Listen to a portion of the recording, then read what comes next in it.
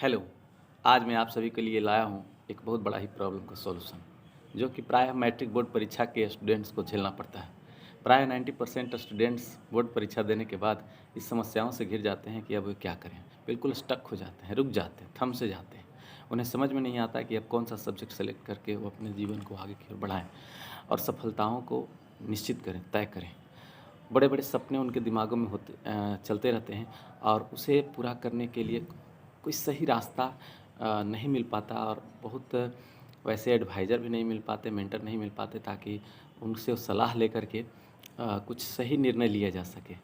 और ऐसे में स्टूडेंट्स क्या करते हैं अपने साधारण जो फैमिली है उनकी या आस-पास का जो बैकग्राउंड है, आस-पास का जो सोसाइटी है, उसी में से किसी से पूछ लेते हैं या अपने मम्मा-दादा से पूछ लेते हैं।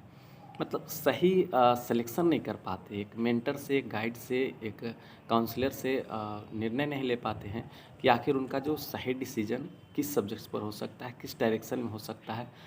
तो इसके लिए मैं एक सॉल्यूशन आपको बताना चाहता हूँ कि आप मैट्रिक बोर्ड परीक्षा आप जस्ट दिए हैं, जस्ट आप पास हुए हैं, तो व्हाट कैन यू डू? आप क्या कर सकते हैं? सही तरीका क्या है? तो सही तरीका सबसे पहले ये है कि सबसे first you have to decide that कि आप लास्ट 3 इयर्स में आप किस तरह के परफॉर्मेंस किए हैं और किस जगह पर आपका चॉइसेस है। पढ़ने के दरमियान ही कुछ न कुछ चॉइसेस आ ही जाते हैं और ख़ास करके बच्चा जब 8, 9, 10 में होता है तो कॉन्शियसनेस तो इतनी आ ही जाती है कि वो क्या बने, किस तरह के सेक्टर में वो जाना चाहता है, किस तरह के कार्य वो पसंद करता है। तो जिस तरह के आपको कार्य पसंद हैं और उस कार्य के हिसाब से आपके पास जो फिजिकल फिटनेस और बॉडी लैंग्वेज प्लस में आपके पास जो एजुकेशन है, उसके हिसाब से निर्णय लें, तो ये ज़्यादा बेहतर हो सकता है, ज़्यादा बेनिफिटेड हो सकता है, ज़्यादा प्रॉफिटेबल हो सकता है। जैसे कोई स्टूडेंट सपोज दैट 8, 9, 10th के दरमियान में वो मैथ सब्जेक्ट को बहुत लाइक करता है, साइंस को बहुत लाइक करता है या सपोज दैट इंग्लिश को लाइक करता है, तो सभी सेक्टर्स अच्छे हैं, कोई भी बुरे नहीं हैं। जो इंग्लिश को लाइक कर रहा है, साइंस को लाइक कर रहा है, मैथ को लाइक कर रहा है, तो इस सब के सब कोई एसएसटी को भी लाइक कर सकता है। सबके अच्छे ही हैं, कोई भी बुरे नहीं। सब्जेक्ट्स आर बेस्ट, बट अब किसमें चॉइस आपका है, उसको आप सही से पकड़ लीजिए। इसके बाद आगे के रास्ते खुले हैं, सारे रास्ते बेस्ट हैं।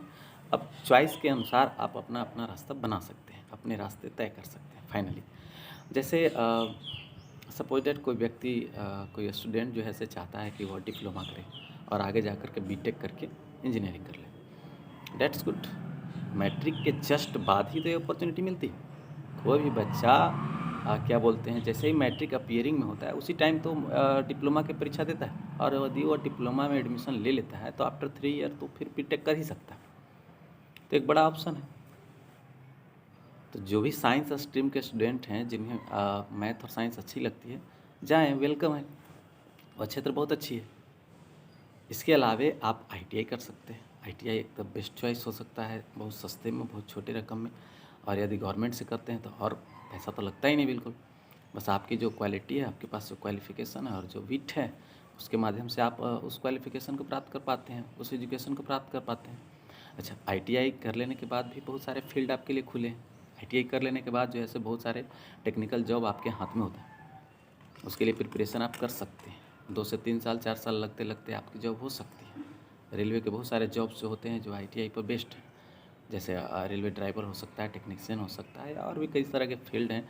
बहुत सारे फैक्ट्रीज़ हैं जो आईटीआई पर जॉब निकालते रहते हैं। वो भी एग्ज़ामिनेशन लेकर के और फिर जो है से लोगों को जो है जॉब देते हैं। अच्छी खासी वेतन उसमें भी मिलती है। तो एक बेस्ट चॉइस हो सकता है, मैट्रिक के बाद आप आईटीआई करें। इसके बाद आप सपोज दैट आपका फिजिकल फिटनेस अच्छी है, आप हेल्दी-वेल्दी हैं, आप सिपाही बनना चाहते हैं, कोई आर्मी बनना चाहते हैं, बहुत अच्छा, वेलकम। वो भी फील्ड बहुत अच्छी है। अदरवाइज़ चाहे वो गर्ल्स हो या बॉयज़ हो, मैट्रिक के बाद जस्ट उसकी प्रिपरेशन की जा सकती है। उसके लिए सबसे पहले तो फिजिकल फिटनेस की ज़रूरत पड़ती है, एज़ यू नो दैट। और इसके अलावा बुद्धि विवेक तो चाहिए भाई, चूँकि सभी में एग्ज़ामिनेशन होती है और एग्ज़ामिनेशन पास करने के लिए आपके पास साइंस मैथ की नॉलेज होनी चाहिए। और वो होता है आपके पास। 9-10 का बेस अच्छी है, पकड़ है, नहीं भी है तो ठीक करिए। इसके लिए कोई ज़रूरी नहीं है कि आपने 9-10 8 को बहुत अच्छा से ही पढ़ा है, कोई ज़रूरी नहीं है। बहुत से ऐसे बच्चे होते हैं जो 8, 9, 10 को बहुत नॉर्मल तरीके से पढ़ करके निकलते हैं, फर्स्ट, सेकंड, थर्ड जो भी ला करके आगे बढ़ जाते हैं। बट वो 10th के बाद आफ्टर दैट वो बहुत मेहनत करते हैं और फिर इंटरमीडिएट में अच्छे मार्क्स ला लेते हैं या आईटीआई में अच्छे मार्क्स ला लेते हैं। मैट्रिक क्या क्या करना है, बहुत बड़ी चीज़ नहीं मैट्रिक। आपके पास सेकंड है, फर्स्ट है, बहुत अच्छी है। 60% मार्क्स है, 80% मार्क्स है, 45% मार्क्स है, दैट्स ओके, डोंट माइंड। डरने की ज़रूरत नहीं है, बहुत ज़्यादा भयभीत होने की भी ज़रूरत नहीं है, कोई दिक्कत नहीं होने वाला है। कारण मार्क्स डिपेंड नहीं करता, वो तो आपका फिजिकल फिटनेस अगर ठीक है, आप सब कुछ ठीक ठाक निकाल लेते हैं, इसके बाद क्या होती है, आप टेस्ट होती है, रिटन टेस्ट होता है, ऑनलाइन टेस्ट होती है। तो उस टेस्ट के लिए आप प्रिपरेशन करेंगे प्रॉपरली, अगर प्रिपरेशन में ठीक ठाक हैं आप, तो उसमें पास करेंगे तो जॉब तो होगा ही होगा ना। ऐसा थोड़ी है पूछेगा कि भाई मैट्रिकुलेशन में कितना मार्क्स आपका है, ऐसा नहीं पूछा। हाँ, कुछ कुछ कंडीशंस अप्लाइड हैं, जैसे 45% मार्क्स के बिलो वाले नहीं फॉर्म फिल कर सकते, ऐसा है कहीं कहीं पे।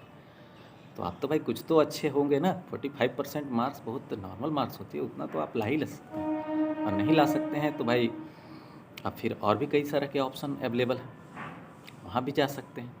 इसके अलावा रेलवे जॉब्स हैं जिसमें आपको टेक्निकल की ज़रूरत नहीं भी है, बहुत ऐसे जॉब्स हैं रेलवे में भी, जैसे आप TCCC की तैयारी कर सकते हैं। इसके अलावा ग्रुप डी की तैयारी कर सकते हैं। बहुत सारे बच्चे जो है से उसकी भी तैयारी कर करके बहुत सारे जॉब ले चुके हैं अब तक बच्चे।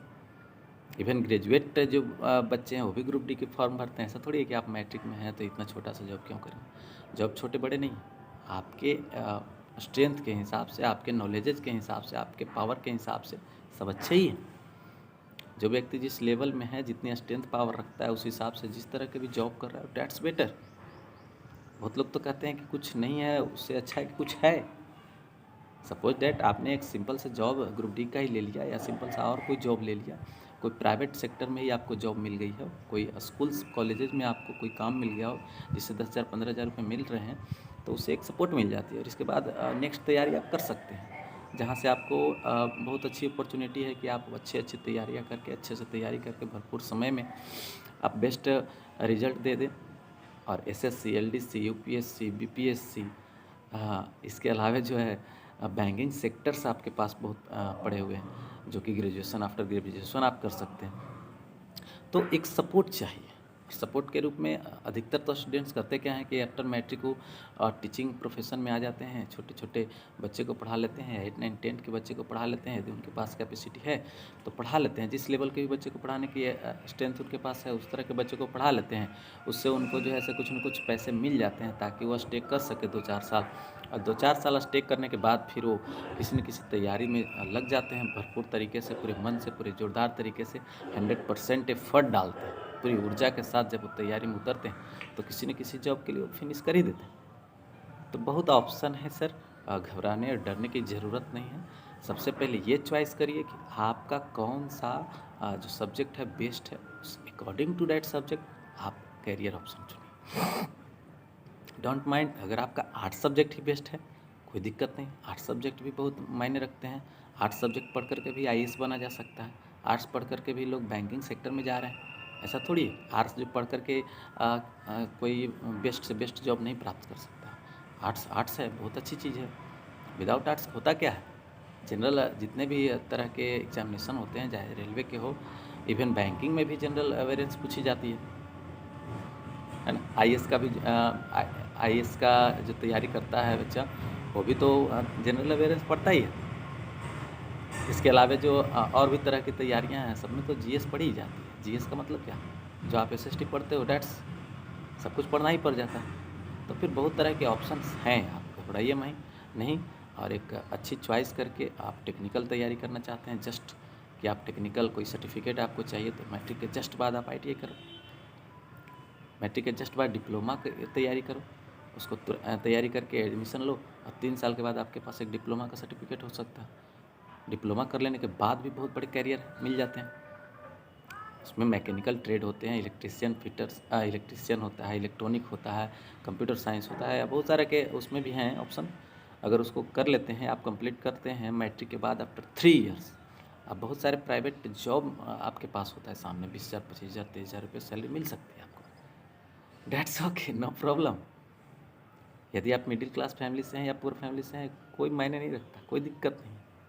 बस एक विश्वास और बिलीव के साथ आप आगे बढ़ो, नो प्रॉब्लम एट ऑल। और इसके अलावा मैं एक और भी तरीका दे सकता हूँ, यदि आपको और भी बेहतर तरीके से जानना है कि नहीं, हम एक एक करके सभी सेक्टर्स की जानकारी चाहता हूँ, नो प्रॉब्लम। आप यूट्यूब और गूगल पर सर्च करो, सारे सेक्टर्स का एनालिसिस करके मिल जाएगा आपको। और सभी को आप जानिए कि इसमें क्या अपॉर्चुनिटी है, किसमें क्या वेतन मिलता है, किसके लिए क्या क्या सब्जेक्ट्स की रिक्वायरमेंट है, कितने साल लगेंगे, कौन कौन से क्वालिफ़िकेशन किसके लिए ज़रूरी है, डिप्लोमा कर लेंगे तो क्या मिल पाएगा, आईटीआई कर लेंगे तो क्या मिल पाएगा, या और भी कई तरह के जो क्वालिफ़िकेशंस हैं, है ना, उसको अगर आप कर लेते हैं, फिनिश करते हैं, कंप्लीट करते हैं, तो उसके बाद क्या ऑप्शन मिल सकते हैं, उसकी पूरी जानकारी डिटेल में लीजिए ऑन यूट्यूब और गूगल। आज 4G का ज़माना है भाई, कोई आपके अगल बगल नहीं है बताने वाला, कोई दिक्कत नहीं है, नो प्रॉब्लम एट ऑल। ज़रूरत ही क्या है उनकी, अगल बगल नहीं है बट ऑनलाइन तो है ना। आज तो सारे कार्य ऑनलाइन है। लोग कहते हैं फेक है, फेक कैसे हो सकता है, कितना फेक न्यूज़ होता है जी।